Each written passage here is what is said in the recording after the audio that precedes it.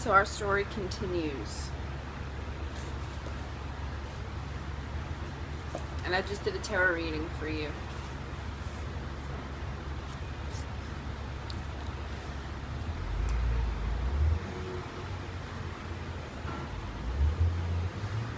Don't think about what you've left behind, the alchemist said to the boy as they began to ride across the sands of the desert. Everything is written in the soul of the world, and there will stay forever.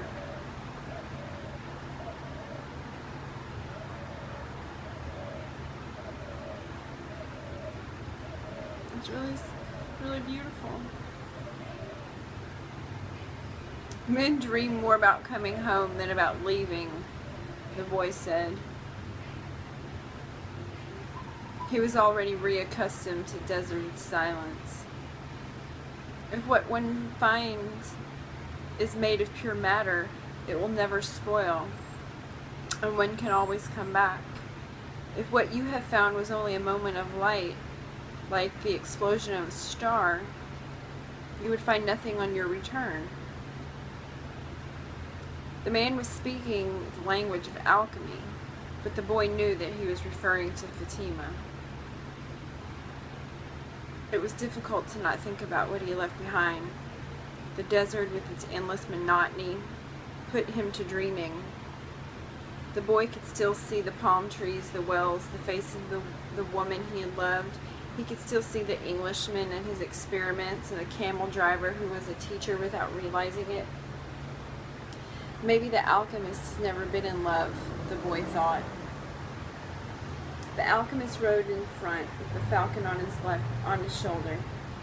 The bird knew the language of the desert well, and whenever they stopped, he flew off in search of game. On the first day he returned with a rabbit, on the second with 2 birds. At night they spread their sleeping gear and kept their fires hidden. The desert nights were cold, and they were becoming darker and darker as the phases of the moon passed. They went on for a week, speaking only of the precautions they needed to follow in order to avoid the battles between the tribes. The war continued, and at times the wind carried the sweet, sickly smell of blood. Battles had been fought nearby, and the wind reminded the boy that there was a language of omens, always ready to show him what his eyes failed to observe. On the 7th day, the alchemist decided to make camp earlier than usual. The falcon flew off to find game, and the alchemist offered his water container to the boy. "You're almost at the end of your journey," said the alchemist. "I congratulate you for having pursued your destiny." "And you've told me nothing along the way," said the boy. "I thought you were going to teach me some of the things you know. A while ago I rode through the desert with a man who had books on alchemy, but I wasn't able to learn anything from them." "There's only one way to learn," the alchemist answered. "It's through action. Everything you need to know you have learned through your journey. You need to learn only one thing more." The boy wanted to know what that was, but the alchemist was searching the horizon, looking for the falcon. "Why are you called the alchemist?" "Because that's what I am." "And what went wrong when other alchemists tried to make gold and were unable to do so?" "They were looking only for gold," his companion answered. "They were seeking the treasure of their destiny without wanting to actually live out their destiny." "What is it that I still need to know?" the boy asked. But the alchemist continued to look the horizon, and finally the falcon returned with their meal. They dug a hole and lit their fire in it so that the light of the flames would not be seen. "I'm an alchemist simply because I'm an alchemist," he said as he prepared the meal. "I learned the science from my grandfather, who learned from his father, and so on, back to the creation of the world. In those times, the masterwork could be written simply on an emerald. But men began to reject simple things, to write tracts, interpretation, philosophical studies. They also began to feel that they knew a way better than others had. Yet the emerald tablet is still alive today." What was written on the emerald tablet? The boy wanted to know. The alchemist began to draw in the sand and complete his drawing in less than 5 minutes. As he drew, the boy thought of the old king and the plaza where they had met that day. It seemed as if it had taken place years and years ago. "This is what was written on the emerald tablet," said the alchemist.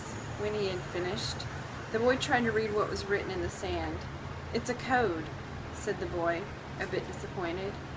"It looks like what I saw in the Englishman books." "No," the alchemist answered. "It's like the flight of those two hawks. It can be understood by reason alone.